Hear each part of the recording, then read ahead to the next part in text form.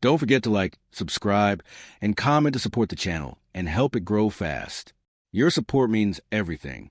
Nurses see what others miss. They act in seconds when seconds mean life or death. Experience doesn't always come with medals. Sometimes it comes with scars. The quietest nurse in the room, maybe the strongest. Real heroes don't announce themselves. They simply step forward when chaos begins. The nurse they try to silence. At Mercy General Hospital, everyone knew Harper Cole, not because she was loud, not because she was brilliant on rounds, but because she was easy to ignore. She worked nights. She avoided confrontation. She kept her eyes lowered and her voice barely above a whisper. "Why does she shake like that?" one resident sneered. "She'll crack in real trauma," another muttered. Harper heard every word. She always did. What they didn't know was that those trembling hands had once stabilized soldiers under rocket fire outside Kandahar, serving alongside U.S. forces during the height of the war in Afghanistan. The shaking wasn't fear. It was memory. The day everything broke. It started at 4:12 p.m. A chemical plant explosion on the edge of town. Ambulances screamed toward Mercy General. The ER flooded with burned victims, blast injuries, collapsed lungs. Doctors shouted orders. Monitors screamed. Blood coated the floor tiles. A foreman named Daniel Reeves was wheeled in, barely conscious. "Probably smoke inhalation," the attending said quickly. "Prep for oxygen and move." Harper stepped closer. She noticed subtle signs: tracheal deviation, uneven chest rise, distended neck veins. Her heart didn't race. It slowed. She had seen this before. "Doctor," she said softly, "he has a tension pneumothorax. We need decompression now." The attending barely looked at her. "Stay in your lane." Daniel's monitor flatlined. Panic erupted, but Harper moved. One fluid motion. Needle in hand. Landmarks identified. She inserted it into the second intercostal space.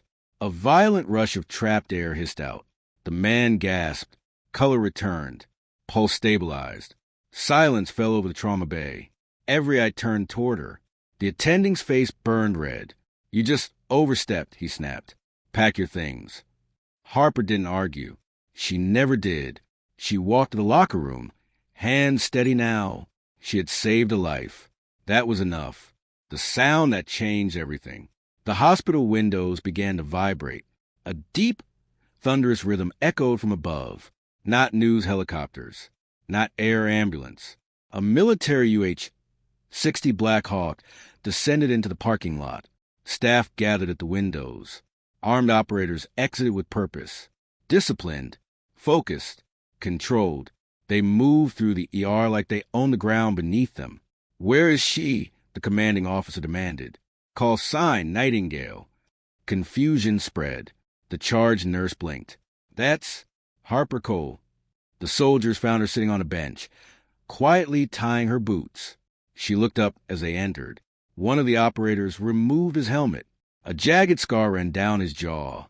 "You pulled me out of hell, man," he said softly. Collapsed lung. Under fire. Everyone else froze. The room outside had gone completely silent. "You were the reason I made it home," he continued. "We heard someone threaten your job." The hospital administrator rushed forward, suddenly polite. "Of course not. There must be some misunderstanding." The commanding officer turned toward him. "She holds a military commendation for battlefield trauma excellence," he said evenly. "You are fortunate she chose to work here." Every doctor who had mocked her stood speechless. Harper stood slowly. "I didn't do it for recognition," she said quietly. "I did it because he couldn't breathe." The soldier nodded. "That's why you were the best of us." The aftermath. The attending physician who tried to fire her was placed under review. The story spread quickly. But Harper didn't change. She still worked nights, still moved quietly, still spoke softly. Only now, when alarm sounded, no one questioned her, because they had finally understood something powerful. The strongest person in the room isn't the one shouting. It's the one who acts when everyone else hesitates. If this story moved you, comment Nightingale below.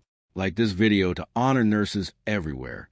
Subscribe for more powerful, emotional stories that inspire and motivate. Your channel will grow when you tell stories that highlight hidden strength, create emotional twists, show silent heroes rising, end with powerful justice. Keep telling stories like this, and your audience will come back every time. You got something powerful here. Keep going.